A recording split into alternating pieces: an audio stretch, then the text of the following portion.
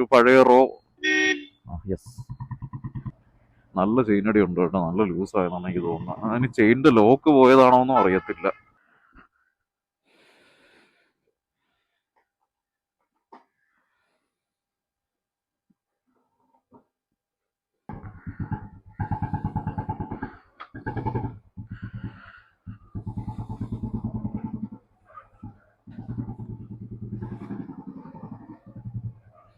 By.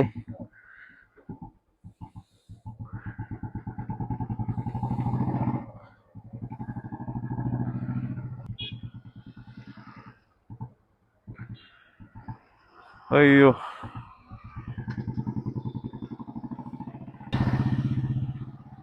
So WhatsApp YouTube, vintage horse എന്ന് പറയുന്ന ഒരു ചാനലിലെ ഫസ്റ്റ് വ്ളോഗാണിത്. ഒരു ഫസ്റ്റ് വ്ളോഗായിട്ടൊന്നും ഞാൻ കൂട്ടുന്നില്ല. മോസ്റ്റ് പ്രോബ്ലി ഒരു എന്താ പറയുന്ന ഒരു ട്രയൽ വ്ളോഗ് പോലെ കൂട്ടുന്നേ ഉള്ളൂ. കാരണം ഇതെങ്ങനെയാണ് ഇതിന്റെ രീതികൾ എന്നൊക്കെ അറിയാൻ വേണ്ടിയിട്ടാണ്. കാരണം ഞാൻ അങ്ങനെ ഒരു കൂടിയ ഗോപ്രോയോ അല്ലെങ്കിൽ അത്യാവശ്യം എക്സ്പെൻസീവ് ആയിട്ടുള്ള ഒരു മൈക്രോഫോണൊന്നും അല്ല ഞാൻ യൂസ് ചെയ്യുന്നത്. ഭയങ്കര മിനിമൽ ആയിട്ടുള്ള ഒരു സെറ്റപ്പിലാണ് ഞാനത് എടുക്കുന്നത്. അതായത് എന്റെ ഫോണിൽ തന്നെയാണ്, എന്റെ ഫോണിലേക്ക് ഹെൽമെറ്റിൽ മൗണ്ട് ചെയ്തിട്ട്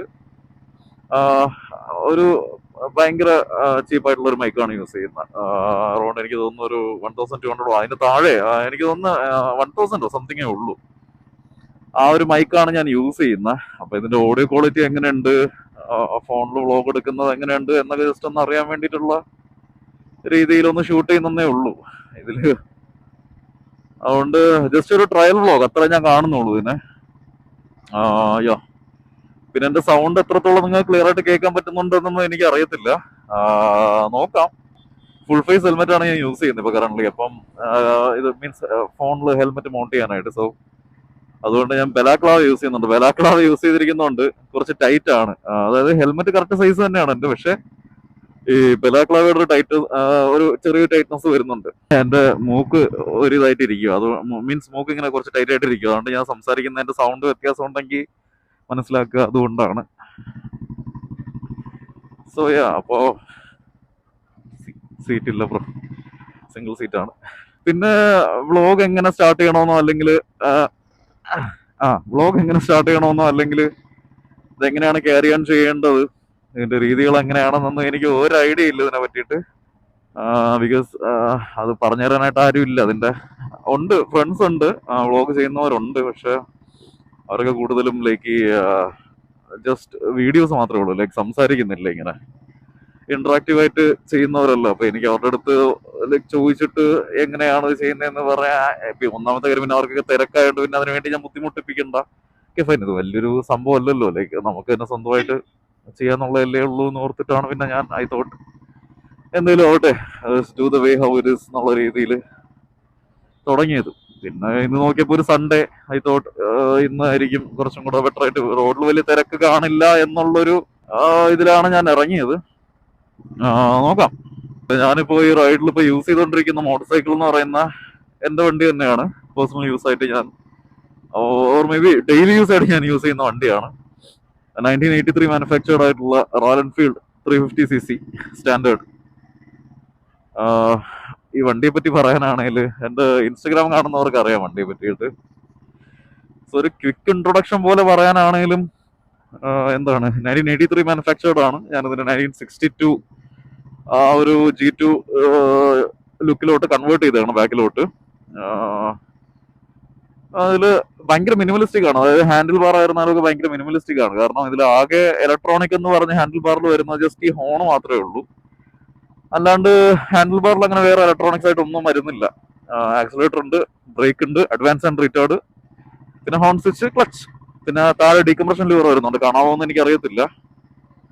ആ താഴെയാണ്, ഇവിടെ ആയിട്ട് വരും. യാ, സോ അത് വരുന്നുണ്ട്. ഹാൻഡിൽ ബാർ മാക്സിമം മിനിമലിസ്റ്റിക് ആയിട്ട് തന്നെയാണ് കീപ്പ് ചെയ്യുന്നത്. വേറെ അഡീഷണൽ ഒന്നും ആഡ് ചെയ്യുന്നില്ല. മിറേഴ്സ് ഞാൻ ആഡ് ചെയ്തിട്ടില്ല, അതൊരു വലിയ പ്രശ്നമാണ്. അത് പറ്റിയെന്ന് വെച്ച് കഴിഞ്ഞാൽ ഞാൻ ഇടയ്ക്കൊരു റൗണ്ട് മിറേഴ്സ് ഞാൻ ഇൻസ്റ്റാൾ ചെയ്തിട്ടുണ്ടായിരുന്നു. മറ്റേ വിന്റേജ് മിറേഴ്സിൽ സ്ട്രേറ്റ് റോഡ് വരുന്ന ഒരു മിറർ ഞാൻ ഇൻസ്റ്റാൾ ചെയ്തിട്ടുണ്ടായിരുന്നു. അപ്പോൾ അത് ഒരുപാട് പൊക്കി വെക്കാൻ പറ്റുന്നില്ല. അതുകൊണ്ട് ഞാൻ ഏകദേശം ഈ ഒരു വരുന്ന ലെങ്തിലാണ് ഞാനത് വെച്ചിരുന്നത്.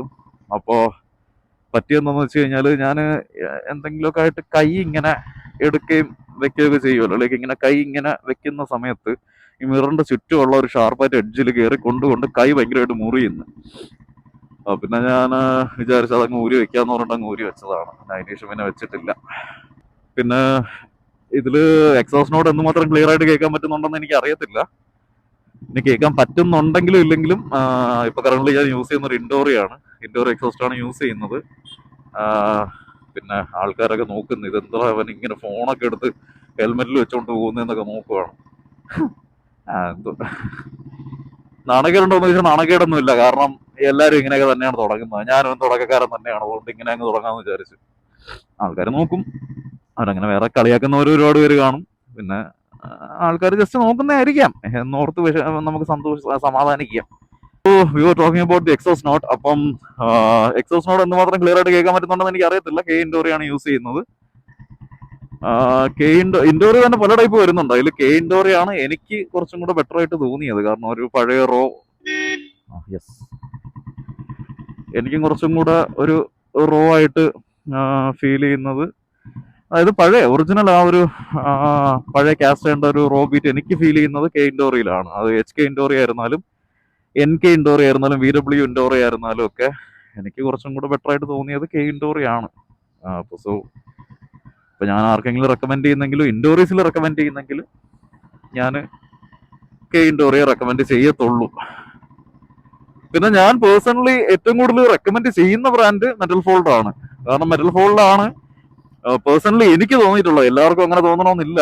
പേഴ്സണലി എനിക്ക് തോന്നിയിട്ടുള്ള, അതായത് നമ്മുടെ ഒരു പഴയ ഒറിജിനൽ G2 ടൈപ്പ് ഒരു തമ്പിങ് കിട്ടണമെങ്കിൽ മെറ്റൽ ഫോൾഡ് ആണ് ഏറ്റവും ബെസ്റ്റ് ആയിട്ട് എനിക്ക് തോന്നിയിട്ടുള്ളത്. കാരണം എന്ന് വെച്ച് കഴിഞ്ഞാൽ അത് മേടിച്ച് ഉടനെ ഇൻസ്റ്റാൾ ചെയ്ത് കഴിഞ്ഞാലും നമുക്ക് ആ ഒരു പ്രോപ്പർ ബീറ്റ് കിട്ടത്തില്ല. അതിന്റെ നമ്മളതൊരു 200 കിലോമീറ്റേഴ്സ് എങ്കിലും അറ്റ്ലീസ്റ്റ് ഓടിച്ച് എക്സോസ്റ്റിൽ കുറച്ച് കരിയൊക്കെ കയറി അടയണം, എങ്കിലേ കറക്റ്റ് ആ ഒരു നമ്മൾ ഉദ്ദേശിക്കുന്ന സൗണ്ട് കിട്ടത്തുള്ളൂ.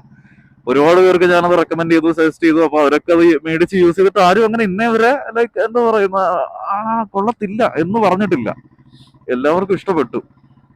ഞാന് മെമ്പർ ഉണ്ടായിരുന്ന ഒരു ക്ലബ് ഉണ്ടായിരുന്നു റോയൽ എൻഫീൽഡിന്റെ. അപ്പം ആ ക്ലബിൽ ഉണ്ടായിരുന്ന ഒരു മെമ്പർ, അതായത് നമ്മുടെ CASFന്റെ സീനിയർ കമാൻഡന്റ് ഒരാളുണ്ടായിരുന്നു, അഭിഷേക് സാർ എന്ന് പറയുന്ന ഒരാൾ. പുള്ളിക്കാരനും എൻ്റെ അടുത്ത് ഇങ്ങനെ ഒരു സജഷൻ ചോദിച്ചിട്ട് ഞാൻ ആൾക്ക് റെക്കമെൻഡ് ചെയ്തത് മെറ്റൽ ഫോൾഡ് ആണ്. അപ്പം ആള് യൂസ് ചെയ്തിട്ട് ആള് നല്ല അഭിപ്രായമാണ് എൻ്റെ അടുത്ത് പറഞ്ഞത്. ആള് വണ്ടി ഇപ്പം recent full pin to pin full engine ഉൾപ്പെടെ റീസ്റ്റോർ ചെയ്തെടുത്തതാണ്. അപ്പൊ അതിൽ ആള് യൂസ് ചെയ്തിട്ട് ആൾക്ക് ഭയങ്കരമായിട്ട് ഇഷ്ടപ്പെട്ടു.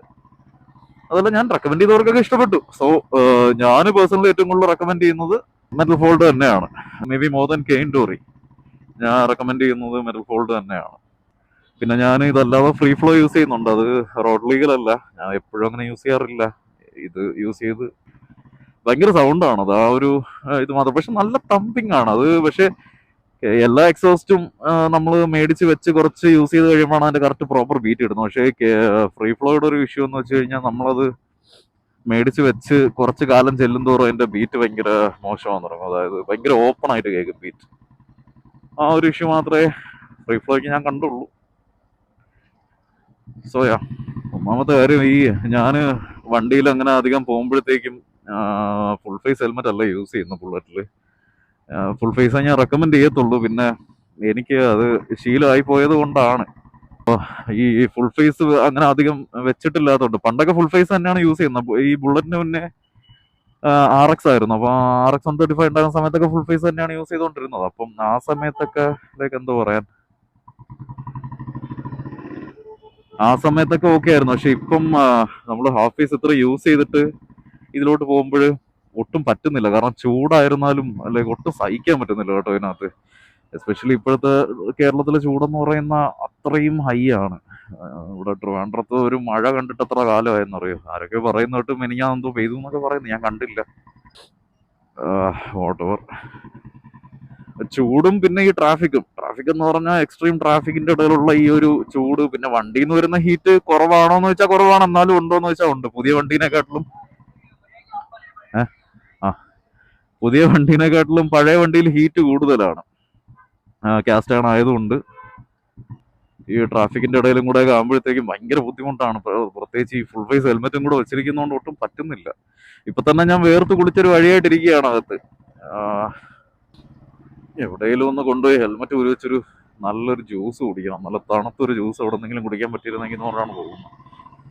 പിന്നെ പ്രത്യേകിച്ച് ഈ സൺഡേ ആണ്, കടകളും കുറവായിരിക്കും. അതുപോലെ ഗ്യാസിന്റെ ഒരു ക്രൈസിസ് ഇപ്പൊ നടന്നുകൊണ്ടിരിക്കുന്നുണ്ട്. മിക്ക കടകളും പൂട്ടി. പിന്നെ ജ്യൂസ് കടകൾ കാണുമെന്ന് എനിക്ക് തോന്നുന്നു.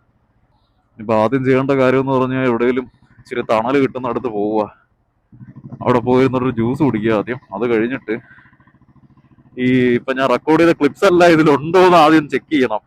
പിന്നെ ഞാന് പറയുന്നതെല്ലാം കേൾക്കാവോ എന്ന് ചെക്ക് ചെയ്യണം. മൈക്ക് ഞാൻ ഹെൽമെറ്റിനകത്ത് തന്നെയാണ് പ്ലേസ് ചെയ്തിട്ടുള്ളത്. ഈ വരുന്ന റണ്ണിൽ മൈക്ക് എവിടെയെങ്കിലും തെറിച്ചു പോയോ എന്നല്ല എനിക്ക് അറിയത്തില്ല.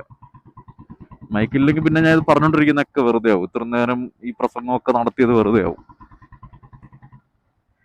നോക്കട്ടെ. പിന്നെ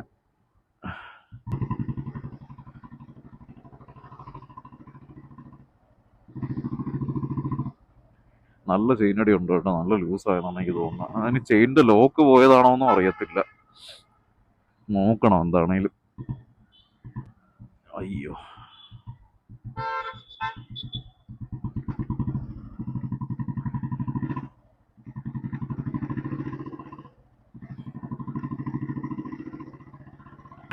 നമ്മളിപ്പോ പൊയ്ക്കൊണ്ടിരിക്കുന്ന കവടിയാർ റൂട്ടാണ്. ഇത് എനിക്ക് ഭയങ്കര ഇഷ്ടമായിട്ടുള്ള ഒരു വഴിയാണ്. ഇതിന് വേണ്ടി ഞാൻ വരും ഇവിടെ.